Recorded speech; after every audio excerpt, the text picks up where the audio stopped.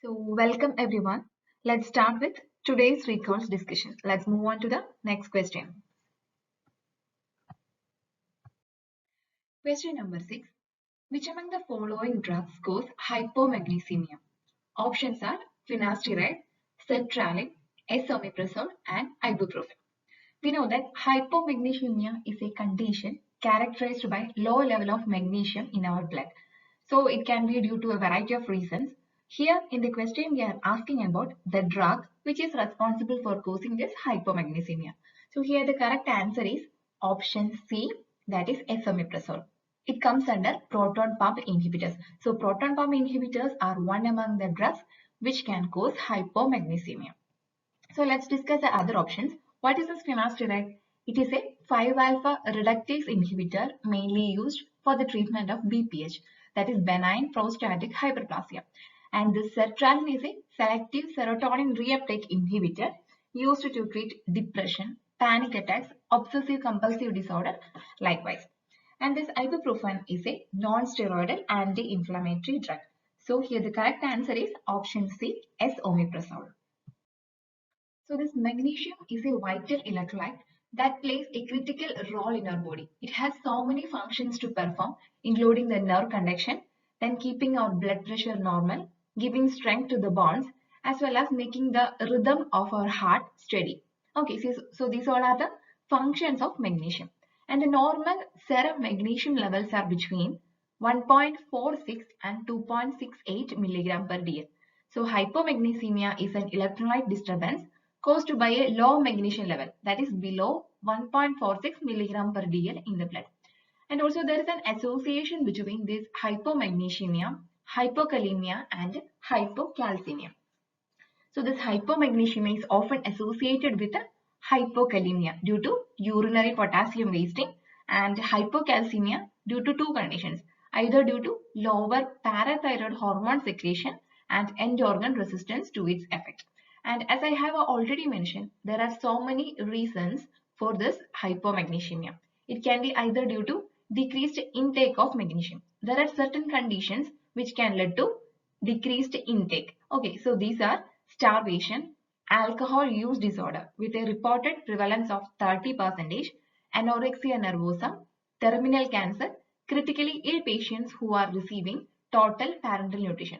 So all these conditions can contribute to decreased intake of magnesium and can lead to hypomagnesemia. This hypomagnesemia can be caused by certain medications also.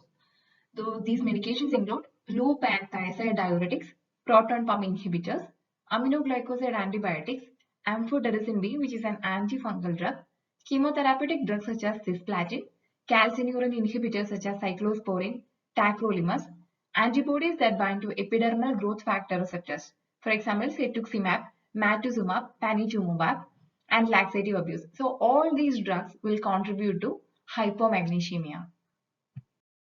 Question number 7.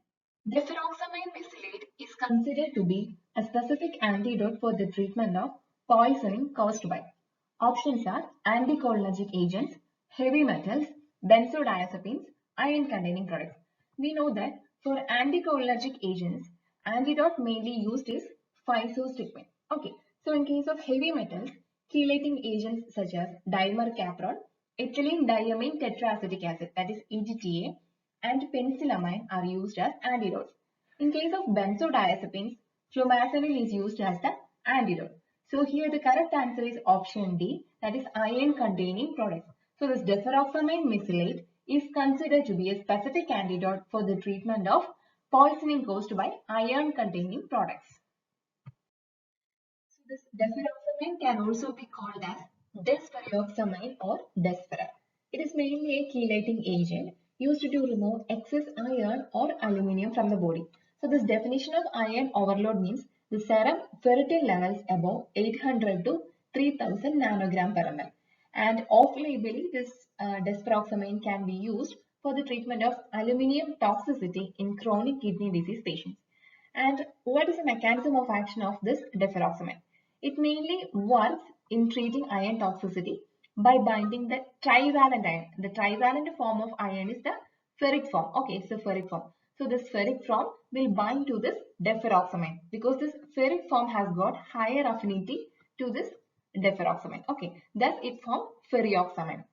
It is a stable complex which is then eliminated by the kidney. Okay, so this is the mechanism of action of deferoxamine in iron poisoning. So 100 milligram of deferoxamine is capable of binding to approximately 8.5 milligram of trivalent, that is the ferric iron. Okay, and it is poorly absorbed from the GI tract when taken orally. So it is mainly administered by other routes such as intramuscular, subcutaneous or intravenous.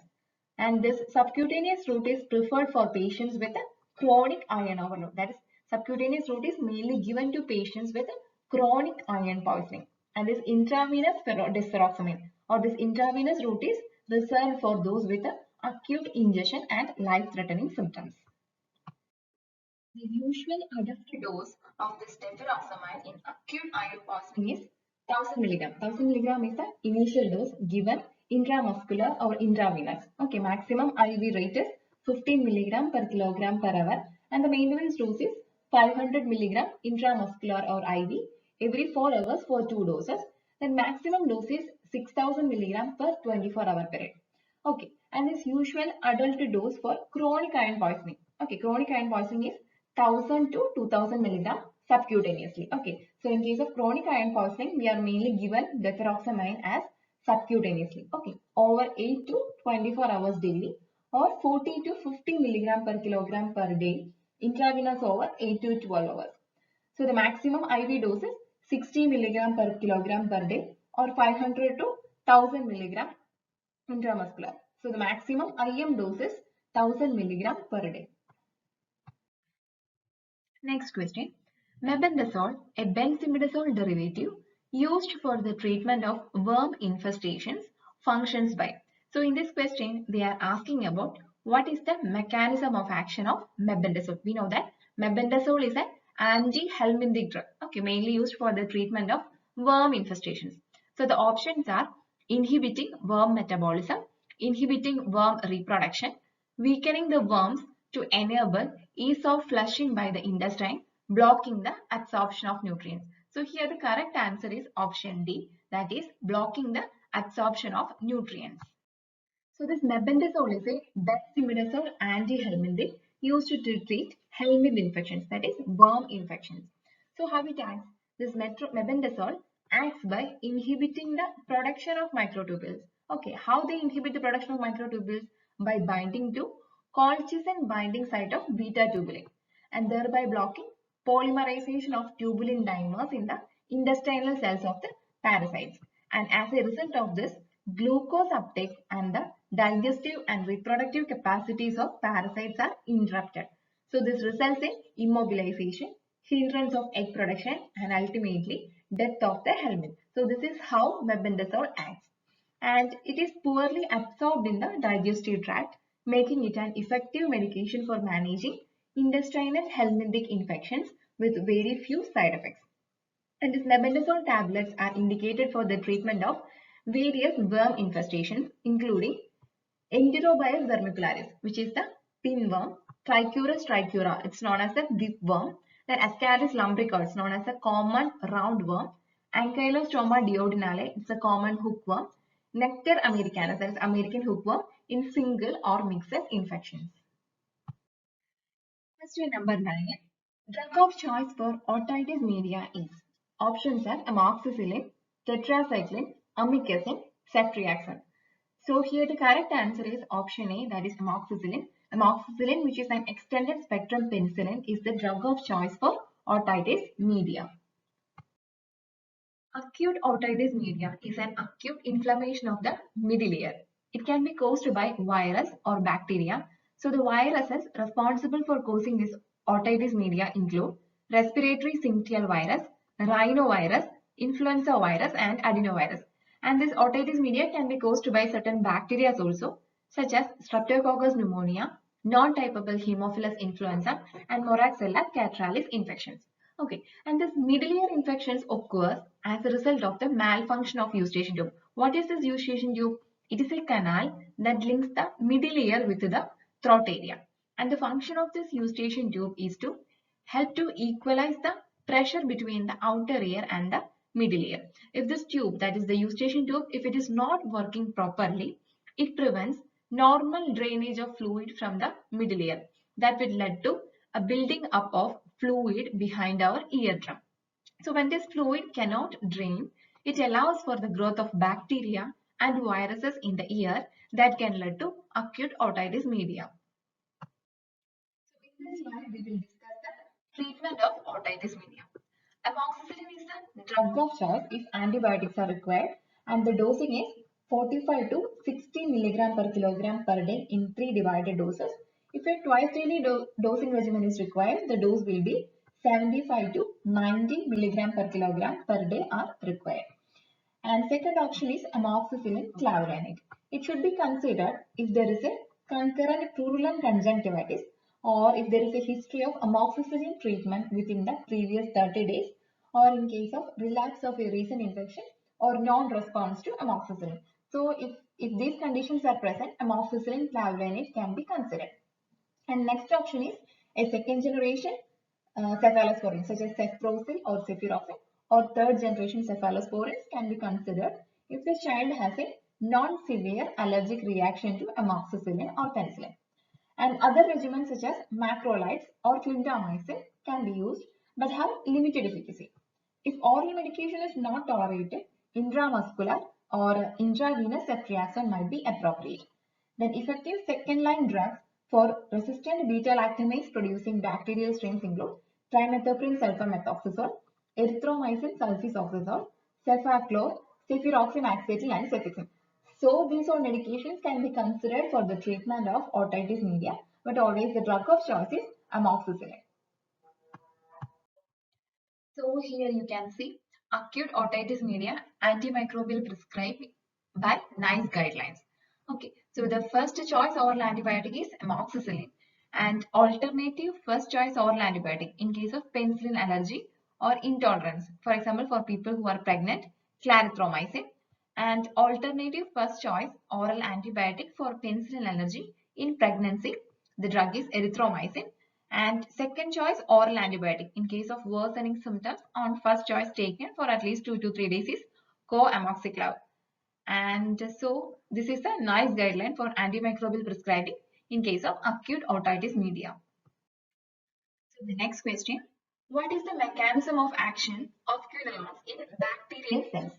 Options are binding to ribosomes, cell wall synthesis inhibition, DNA gyrase bar topoisomerase 2 and topoisomerase 4 inhibition, RNA polymerase inhibition. So here in the question they are asking about the mechanism of action of fluoroquinolones. So here the answer is option C, that is DNA gyrase of topoisomerase 2 and topoisomerase 4 inhibition.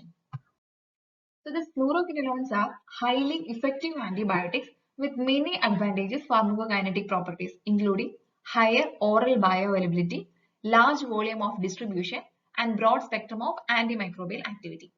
So their mechanism of action is that they work by inhibiting the action of enzymes such as type 2 DNA topoisomerases, DNA gyrase and topoisomerase 4. So these enzymes participate in cutting and supercoiling of double-stranded DNA, and these enzymes are required for the synthesis of bacterial mRNAs and DNA replication. So as a result of this, the DNA formed will be incomplete and defective. Therefore, it breaks down, leading to cell death. This is how fluoroquinolones act in the bacterial cells. And here you can see the classification of fluoroquinolones. First generation quinolones include nalidixic acid and pimpemidic acid. Second generation include ciprofloxacin, afloxacin, norfloxacin, lomifloxacin, enoxacin and fluroxacin. Third generation fluoroquinolones are levofloxacin, gatifloxacin and sparfloxacin. And fourth generation include trovafloxacin, moxifloxacin and gemifloxacin. Thank you for watching this video. If you find these contents of the video useful, please share this to your friends also and have a good day. Let's see you in the next video.